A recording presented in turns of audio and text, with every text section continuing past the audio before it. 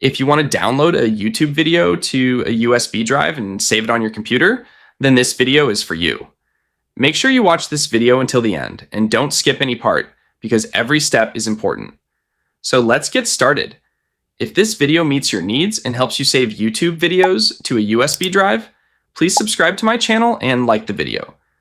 First, connect your USB drive to your PC or laptop. Next, open YouTube and sign into your account. Now click on your profile icon and select YouTube Studio. Once YouTube Studio opens, click on Content from the left side menu.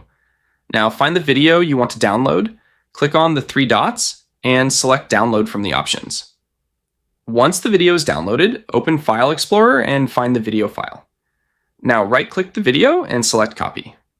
Next, open your USB drive from File Explorer, right-click on an empty area, and select Paste.